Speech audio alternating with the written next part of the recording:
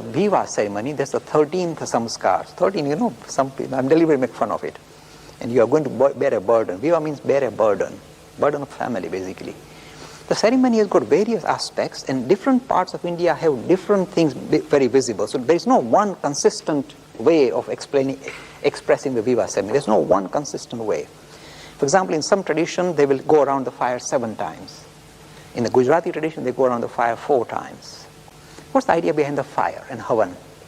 You see, whenever you have a religious ceremony, you need witnesses. Like you go to a civics wedding ceremony, you take 2 witnesses. So I think for this wedding ceremony, when this bride and groom are taking vows of loyalty with each other, you need witnesses. And the best witness, we say, are not those human beings who disappear, you picked up from the street, but fire. Fire is the eternal witness. That's why fire is central. And then what's the idea of going around 4 times? The 4 aims of Hindu life are dharma, artha, kama, moksha. So the idea is that you go around, these are the vows, these are the 4 aims that you wish to achieve in your married life. I'm just going over it very briefly. But the kind of sweet aspect to the Viva ceremony that I personally like and I promote is this idea that the bride and the groom will take 7 steps together, saptapadi, 7 padi steps. The 7 steps are very lovely because, you know, I mean, there are different interpretations. I've seen different books give different, but the one that I liked and the one I'm promoting, the first step, they say, must be towards God. Because if you get the first step wrong to a material, you know, kind of well-being, then you lost your plot. You're not a truly religious person. So the first step towards God.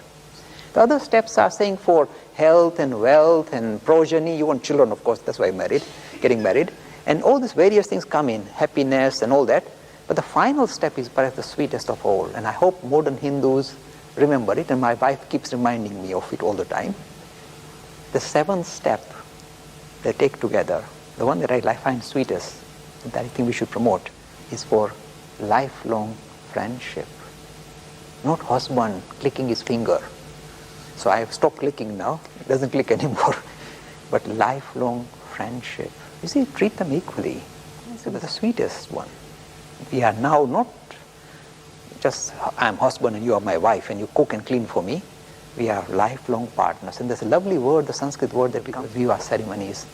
The wife is now called the Sahadharmini, a companion for spiritual progress. The aim of this marriage is not a secular thing, okay, lovey-dovey, that will be finished in no time. But the idea is that now you two are going to be linked together so that together you can help each other make spiritual progress spiritual. So even though this is a secular idea, getting married, living together and all the having children, but behind is a deeper idea. Now you help each other to become spiritually evolved, progress spiritually together. That's the idea behind Saptapadi. Some of the things I say are very challenging and they are not traditionalist at all. But I draw my inspiration from one of these giants of modern Hinduism, Vivekananda, always challenged this nonsense. He said, why? Think for yourself, decide for yourself, and do not get stuck in a rut. Evolve the system, you push it, make it, bring about a change yourself. I'll just finish with some, Gandhi's wonderful saying, if you wish to see change in this society, then you be the change. It's a lovely thing Gandhi left behind. So perhaps I should end with that. Thank you very much, it's been a real pleasure.